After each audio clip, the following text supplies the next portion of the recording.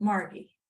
So Yes. we know that the focus of your business is in helping so many of our colleagues, speakers and consultants, with gaining greater clarity with Mhm. their message so that they can ultimately have more impact with their audiences and their clients. And we also have learned that you have a new book out. I was hoping you could tell us a little bit more about the book and how the writing of that book, like how did you utilize what you teach us as you wrote that book? Yeah, thank you. So the book is called Write a Killer Talk. And in the process of going through and trying to really articulate the nitty gritty of what do we do to get this greater impact, one of the things that I really kind of explored was this notion of that so many of us as subject matter experts have this great idea. And oftentimes it's a solution that I say is running around looking for the problem. So we have something we think is amazing. We want everybody to know what that thing is, but we don't necessarily do a good job of grabbing the audience where they are living. Yes. Or even defining it in advance. And so one of the things that I'm really working with people now on is coming up with what is the perfect audience member for your topic. So let's just say an example. Let's say that you are a technology expert. Is your perfect audience the person who's petrified by how fast everything's moving and they can't fathom how to integrate technology correctly? Or is your audience member the tech whiz who wants all the latest, greatest whiz bang stuff and is excited to hear the bleeding edge? Because those are two completely different talks. Right. Right. And once you figure out who you want to be speaking to, then what is their problem? Yeah. Right? For that novice, the problem is fear and being overwhelmed. But for the whiz bang, the one who wants the bleeding edge stuff, their problem is that they want to get the shortcuts to be the early adopters, to be the ones to integrate the cool new stuff. Right. Two entirely different speeches. Yeah. Completely different speeches, but for the person writing the talk in the first place, they may think they're just going to write a talk on the 10 top tips of technology and maybe miss both audiences. Oh, yeah. Yeah. I mean, there's so many layers to that, right? When we start thinking about the speech aspect of this and being clear with your planner as to who's in your audience. But so that's one example. So you use this in with the writing of your book, or this is what came out of the writing of your book, was this clarity? Yeah, this is what came out of writing it. And so I believe that the first thing you do is figure out that audience avatar, I call it. Mm-hmm. The second is, what is that person's status quo? What is their daily life like? What are the things that they encounter in their daily life? So for somebody giving a talk on soft skills, maybe they're targeting the people at the front desk. What is their daily life like? And really begin to define that and imagine what they are doing on a daily basis and what disrupts them. And then you start to write out what are all the problems. And so I suggest like writing lists of problems, as many problems around your topic as you can possibly come up with. But then there's the magic one. And the magic problem is what I call the inciting incident. That oh blank moment when something's got to give. Mm-hmm. Or that you know is coming into their future, and maybe you need to shock them into like, this is coming. It can't be avoided.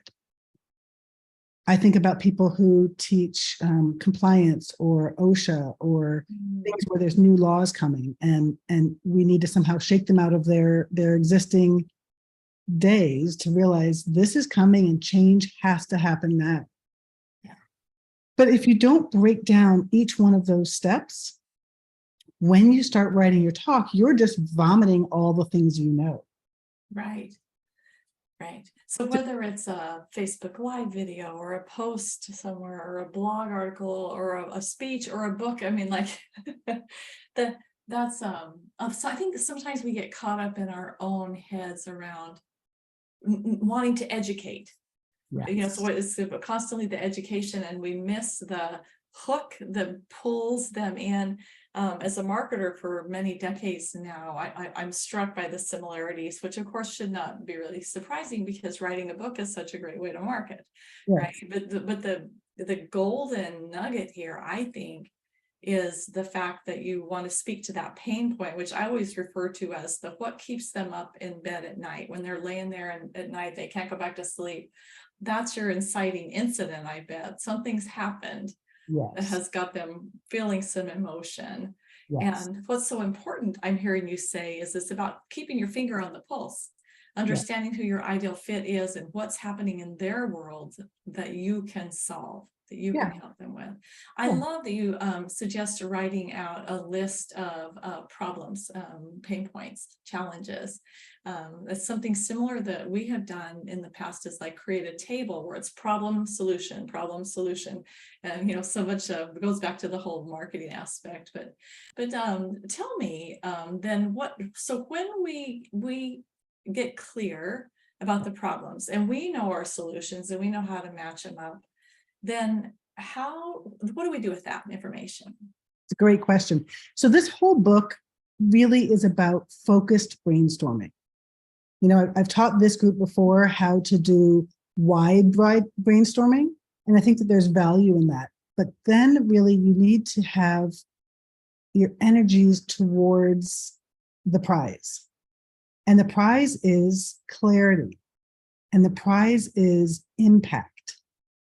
So once you have these problem statements, once you know where your audience is starting, once you have this inciting incident, it helps to have a better idea about where you're going with the content. So let's go back to that technology expert. Let's say that they're going to be speaking to the person who's petrified by all the new stuff that's coming. Now, brainstorming is around what are some of the essentials that they need to teach this audience to feel confident?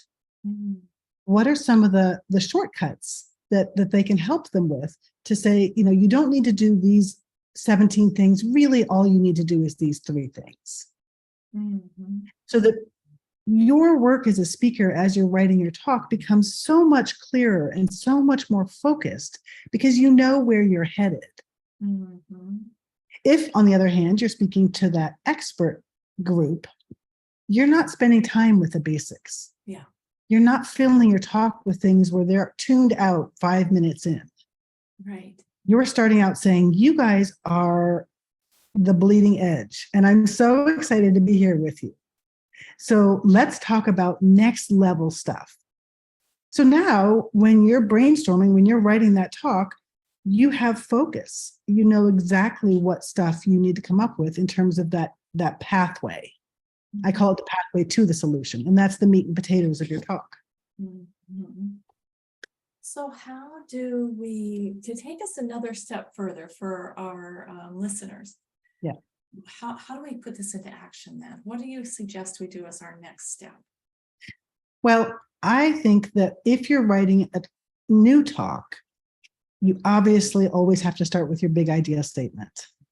You have to start with defining your audience, and you have to start with knowing what outcome you want. But then comes the problem statement.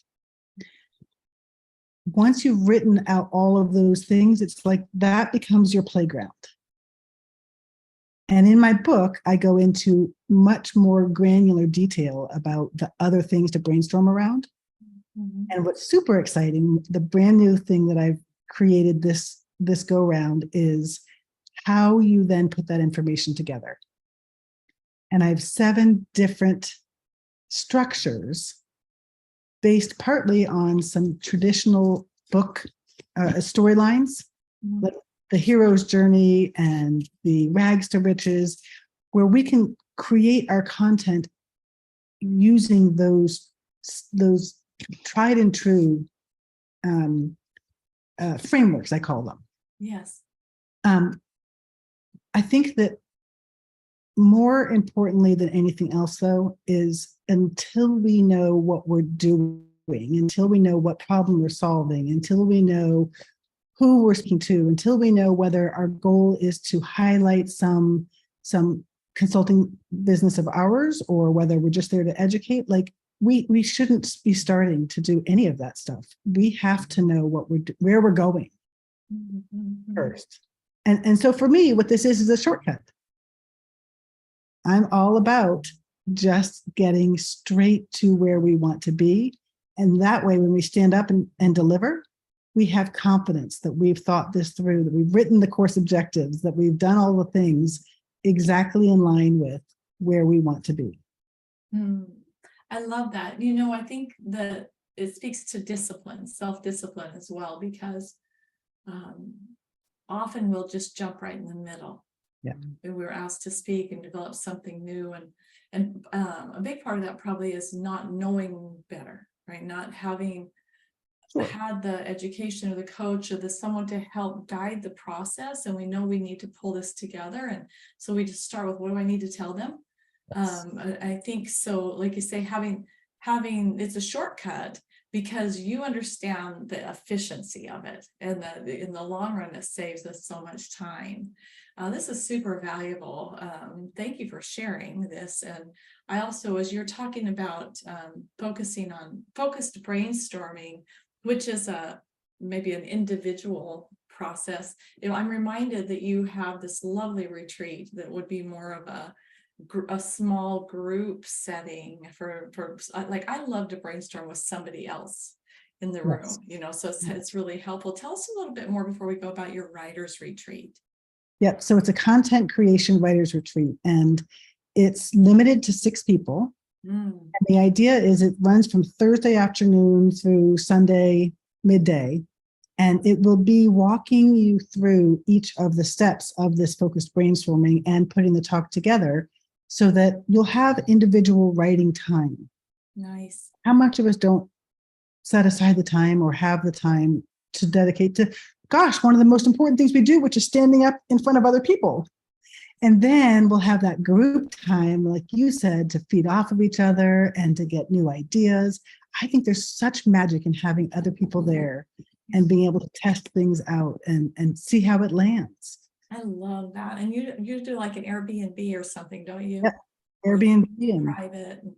Yep. That's so lovely. It makes me think that so often I know I need to sit down, I need to like block everything else out. But when you have a home office or you're in your regular office environment and there's piles or there's emails or so many other things, I think there's so much value in leaving that, going to somewhere else where it's just you and your computer. You're not tempted to look at the accounting you have to get caught up or whatever it is.